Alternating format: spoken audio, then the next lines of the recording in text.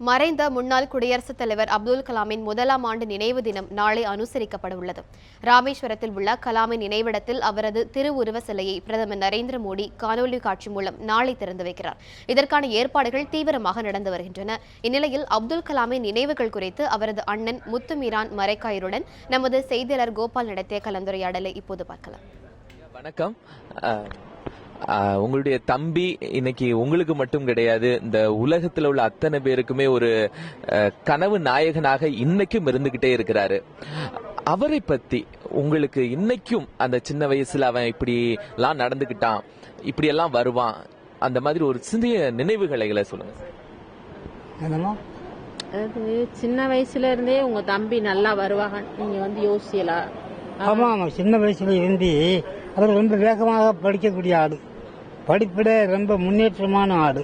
அப்போ இவர் முன்னேற்றமாக நாட்டுக்கு வேகமாக வந்து நாட்டுக்காக எதையும் செய்ய முடிஞ்சவர் அப்படின்னு எண்ணினா,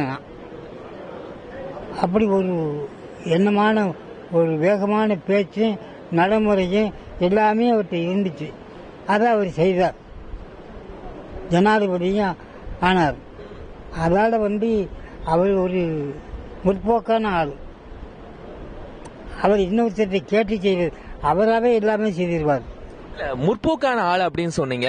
இருந்தாலும் மதங்களோட எல்லா மதங்களையும் அனுசரித்து போகக்கூடிய ஒரு விஷயம் எல்லாமே அவங்க மதங்கள் அவங்களுக்கு. அதுக்காக எந்த யார் பேரும் எந்த குரோதமும் கிடையாது.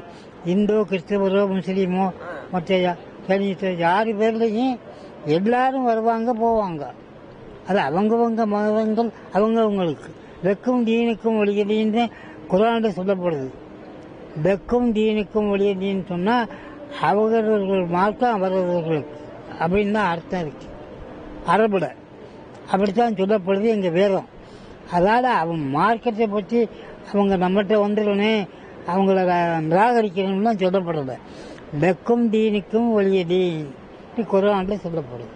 அப்போ அவரவர்கள் மார்க்கம் அவரவர்களுக்கு. அதுதான் இப்படி ஒரு குணம், எல்லாரையும் ஒரே போல் பார்க்கணும் அப்படிங்கிற எண்ணம் அதெல்லாம் சாதாரணமா வந்துடாது. இளமையிலேயே அதை ஊட்டி வளர்க்கணும் அப்படின்னு சொல்லுவோம் எந்த குழந்தைக்கும். அவருக்கே அது வந்துருச்சு. அவருக்கு யாரும் ஊட்டி வளர்க்கல, அவருக்கே அது உண்டாயிருச்சு. கடவுள் அவருக்கு அதை கொடுத்துட்டார். அந்த மாதிரி ஒரு வேகத்தை கடவுள் கொடுத்ததுதான் அது. வேற யாரும் சொல்லி அவர் இப்படி செய்யணும்னு சொன்னதில் வந்ததில்லை. கடவுளுடைய ஒரு அனுக்கிரகம் அவருக்கு. அவர் கடவுளுடைய அனுக்கிரகத்தை தவிர வேற யாருடைய முயற்சி அங்கே இல்லை. யாரை கேட்டு அவர் நடக்கலை.